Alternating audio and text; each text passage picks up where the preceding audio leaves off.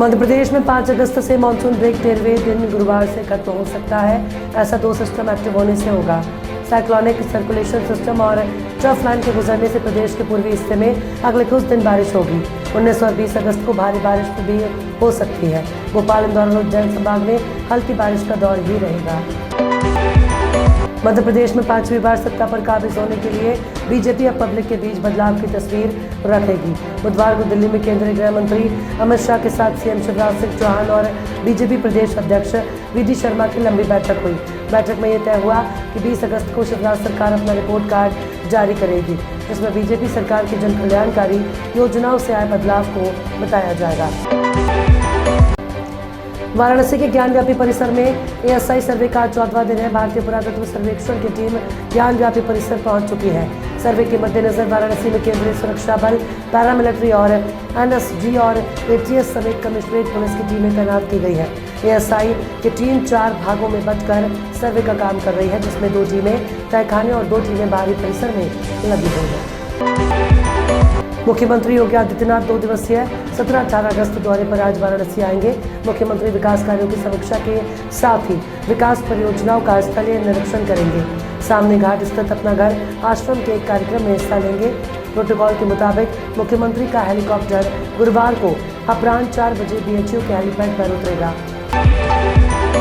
भाजपा केंद्रीय चुनाव समिति की मीटिंग बुधवार देर रात तक नई दिल्ली स्थित भाजपा मुख्यालय में हुई। इसमें मध्य प्रदेश और छत्तीसगढ़ विधानसभा चुनावों की तैयारियों पर चर्चा हुई। सूत्रों के हवाले से बताया कि मीटिंग में पीएम मोदी ने एमपी के नेताओं में कमजोर सीटों पर फोकस करने के लिए कहा। उधर छत्तीसगढ़ की 90 में से 27 विधानसभा सीटों पर उम्मीदवारों के पैनल को लेकर भी 2 घंटे मंथन हुआ।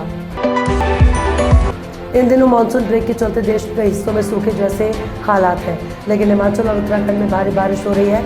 जुलाई और अगस्त सबसे ज़्यादा बारिश वाले महीने हैं। इनमें मानसून ब्रेक आता है तो बादल पहाड़ों पर जमा हो जाते हैं और यही सबसे ज़्यादा बारिश कराते हैं। हिमाचल प्रदेश के शिमला के समर हिल इलाके में 14 अगस्त को भूस्खलन के बाद 4 दिन से रेस्क्यू और सर्च ऑपरेशन चल रहा है। नेहरू मेमोरियल म्यूजियम का नाम बदलकर प्रधानमंत्री म्यूजियम करने पर गुरुवार को राहुल गांधी ने दिल्ली एयरपोर्ट पर कहा कि उनकी पहचान उनके कर्म है, नाम नहीं। राहुल लेह लद्दाख के 2 दिन के दौरे पर हैं। यहाँ वे कांग्रेस कार्यकर्ताओं के साथ बैठक करेंगे। कांग्रेस केंद्र के इस फैसले का विरोध कर रही है। ये फैसला जून में लिया गया था। कांग्रेस 2024 के लोकसभा चुनाव में दिल्ली की सभी 7 सीटों पर अपने प्रत्याशी उतार सकती है। राहुल गांधी और मल्लिकार्जुन खड़गे की मौजूदगी में हुई बैठक में दिल्ली के कार्यकर्ताओं से सभी सीटों पर पूरी तैयारी से जुटने के लिए कहा गया। 4 घंटे चली बैठक में 40 नेता शामिल थे। पूरी बैठक दिल्ली में कांग्रेस को मजबूत करने पर केंद्रित रही। ये जानकारी बैठक के बाद पार्टी नेता अलका लांबा ने दी। इलेक्शन कमीशन ने एनसीपी के शरद और अजीत पवार गुट को पार्टी के नाम और ऑफिशियल सिंबल से जुड़े नोटिस का जवाब देने के लिए 3 हफ्ते का समय और दे दिया है। शरद पवार गुट ने ईसी को पत्र लिखकर 4 सप्ताह का समय मांगा था।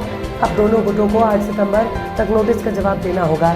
ईसी ने 27 जुलाई को अजीत पवार और शरद पवार गुटों को नोटिस जारी किया था।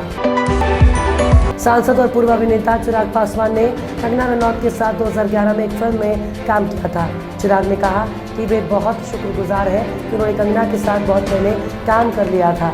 अगर उन्होंने इस वक्त कंगना के साथ काम किया होता तो हर रोज़ नेपोटिज्म के बारे में सुनना पड़ता। चिराग ने कहा कि कंगना जिस तरह नेपोटिज्म का मुद्दा उठाती है, वे हर रोज़ उनकी क्लास लगाती।